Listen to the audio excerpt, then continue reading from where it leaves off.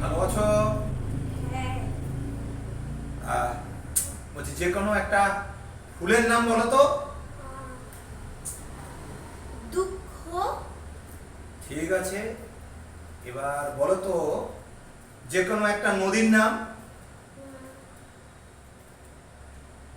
বেদনা। ঠিক আছে, এবার একটা প্রশ্ন করি, যে কোনো একটা গাছের নাম বলতে পারবে?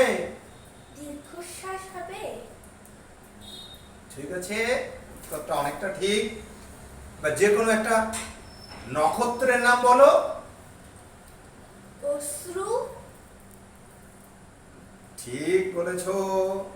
এবার জানো, আমি তোমার ভবিষ্যৎ বলে দিতে পারি। বলো তাহলে। তুমি খুব খুশি হবে জীবনে। শ্বেত পাথরে পা, সোনার পালঙ্কে গা, এগোবে সাত মহল, পিছবে যখন তখনও সাত মহল, ঝর্ণার জলে স্নান, ফোয়ারার জলে কুলোকুচি করবে। তুমি তুমি বলবে সাজবো। বাগানে মালিনীরা গাঁথবে মালা, ঘরে দাসীরা বাড়বে চন্দন। আর তুমি তুমি বলবে ঘুমোবো।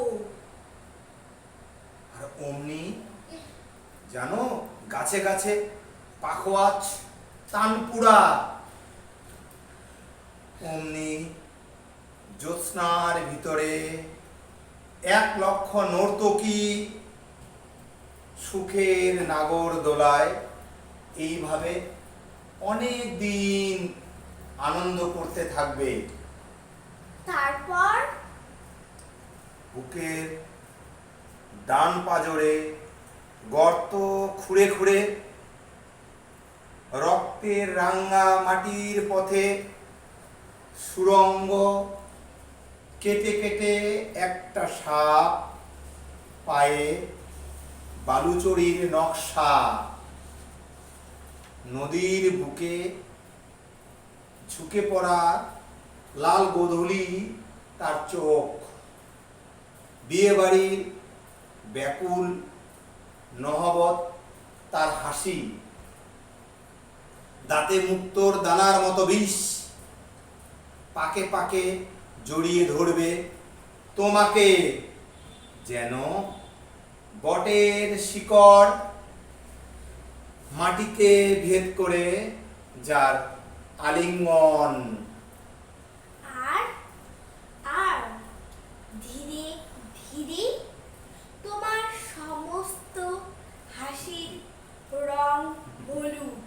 তাই ধীরে ধীরে তোমার সমস্ত গয়নার শ্যাওলা। কেন? ধীরে ধীরে তোমার মখমল বিছানা ফোঁটা ফোঁটা বৃষ্টিতে, ফোঁটা ফোঁটা বৃষ্টিতে সাদা। ও, সেই সাপটা বুঝি তুমি? না, তবে স্মৃতি। বাসর ঘরে ঢুকার সময় যাকে ফেলে এসেছিলে পোড়া ধূপের পাশে। চলো আজ এ পর্যন্ত, চলো ঘুরে আসি।